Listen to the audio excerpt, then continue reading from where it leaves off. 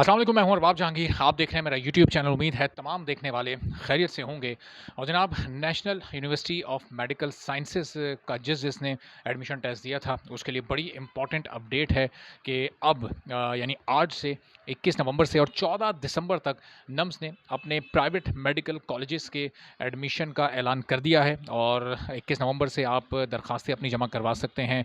जनाब, 14 दिसंबर तक ये 24 दिनों का वक्त आपके पास है। और इसमें किस तरह से आप लोगों को अपनी ये रजिस्ट्रेशन करानी है, कैसे आप लोगों को अप्लाई करना है, और फिर किस तरह से किस मेरिट की बुनियाद पर आपको एडमिशन्स मिलेंगे, और कितने कॉलेजेस नम्स के प्राइवेट एफिलिएटेड हैं, इस वीडियो में ये सारी डिटेल्स मैं आपको जनाब बताता हूँ। तो ये 12 प्राइवेट मेडिकल कॉलेजेस हैं जो कि एमबीबीएस के लिए हैं, और बीडीएस के जो कॉलेजेस हैं वो 5 हैं जो कि नम्स के साथ एफिलिएटेड हैं। ये प्राइवेट सेक्टर की बात हो रही है जिसके एडमिशन्स आज से ओपन हुए हैं। अब जनाब, एलिजिबिलिटी क्राइटेरिया क्या होगा, सबसे पहले हम ज़रा इस पर बात कर लेते हैं। जो एमडी कैट नम्स के लिए जो आपने दिया था, वो जनाब उसमें अगर आपने 55% मार्क्स हासिल किए हैं या इससे ज़्यादा हासिल किए हैं, तो फिर आप इस टेस्ट के लिए इस एडमिशन के लिए अप्लाई कर सकते हैं। और अप्लाई कैसे करना होगा जनाब?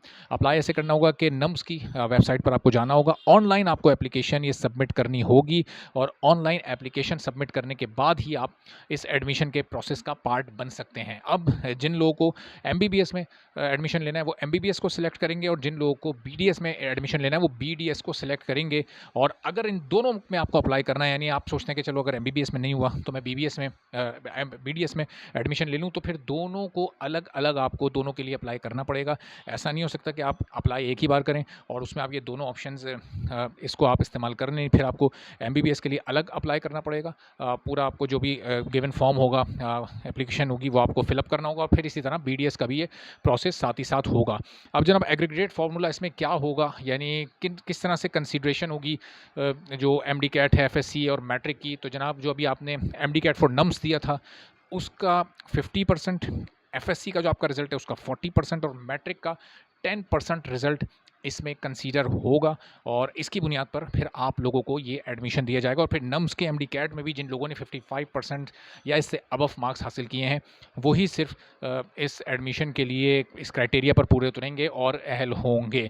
नम्स टेस्ट जब हुआ था जनाब, अब उसको काफ़ी अच्छा, ये जो आपको मेरिट लिस्ट कब ये प्राइवेट मेडिकल कॉलेजेस और नम्स शो करेगी जनाब, ये 28 दिसंबर को, यानी 14 तक ये डेडलाइन है। और इस डेडलाइन में इजाफा नहीं होगा। तो जिसको भी क्योंकि हमने पहले भी देखा था कि जब नम्स का एमडी कैट हुआ था उसको डिले करने के लिए बहुत आवाज़ उठी थी। उस वक्त भी पॉलिटिकल एक अनरेस्ट था, हालात थोड़े से सियासी तौर पर ख़राब थे, और सिचुएशन थोड़ी नॉर्मल नहीं थी। और फिर स्टूडेंट्स की तैयारी का और वो दूसरे बाकी सारे इश्यूज़ भी थे, चूँकि सैलाब उस वक्त बहुत ज़ोरों पर था।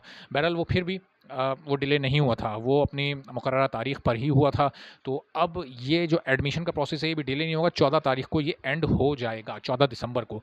28 दिसंबर को मेरिट लिस्ट आवेज़ा कर दी जाएगी, यानी लगा दी जाएगी, शो कर दी जाएगी, और उसमें फिर जिन स्टूडेंट्स को शॉर्टलिस्ट करके शामिल किया जाएगा वही एडमिशन ले सकेंगे, यानी उन्हीं का एडमिशन होगा। फिर बाकी स्टूडेंट्स को ऑल्टरनेट ऑप्शंस पर गौर करना होगा, और वो आप लोग कर भी रहे होंगे, ज़ाहिर है।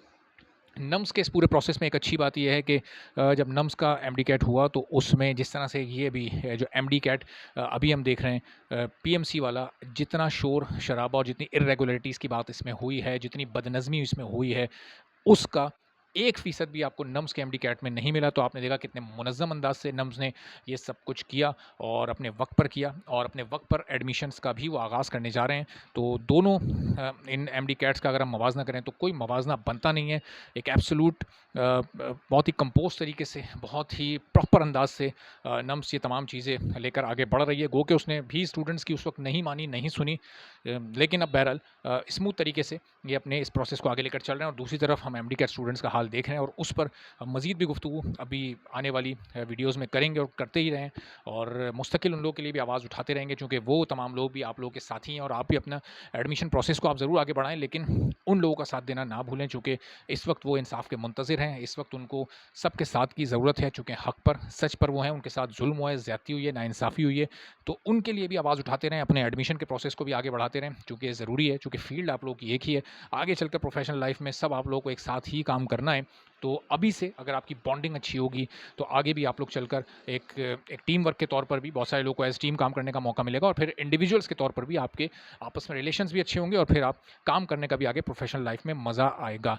तो इजाज़त दीजिए, अगली वीडियो में फिर कुछ मज़ीद अपडेट्स के साथ आपके साथ फिर मुलाकात होगी, बात होगी। अल्लाह हाफ़िज़।